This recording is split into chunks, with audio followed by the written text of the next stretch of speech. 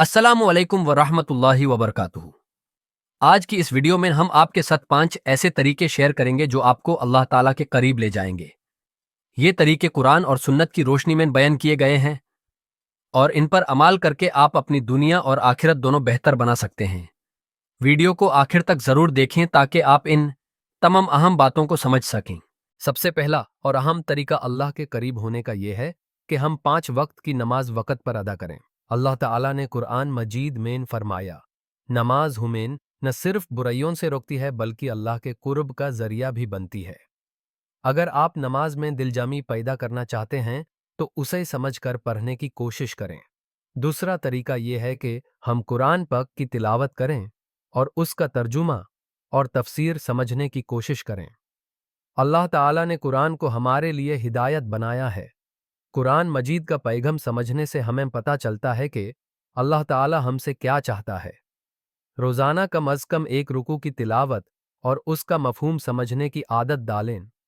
तीसरा तरीका दुआ और इस्तिग़फ़ार है। दुआ अल्लाह से ताल्लुक़ का सबसे खूबसूरत ज़रिया है।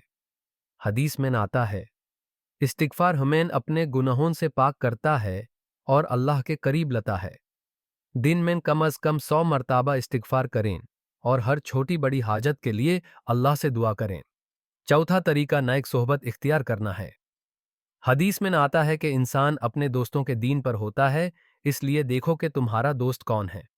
ऐसे लोगों के साथ वक्त गुजारें जो आपको अल्लाह की याद दिलाएं, आपके इखलाक को बेहतर करें और आपके ईमान को मजबूत करें।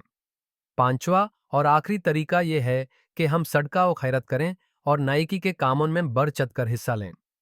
अल्लाह ताला फरमाता है, सदका न सिर्फ हमारे माल को पाक करता है बल्कि अल्लाह की रजा का जरिया भी बनता है। ये थे 5 आसान और मुआसर तरीके जो आपको अल्लाह के करीब ले जा सकते हैं। इन पर अमाल करने की कोशिश करें और अपनी जिंदगी को अल्लाह की रजा के मुताबिक गुजारें। वीडियो को लाइक और शेयर करें ताकि ज़्यादा से ज़्यादा लोग इन बातों से फ़ायदा उठा सकें।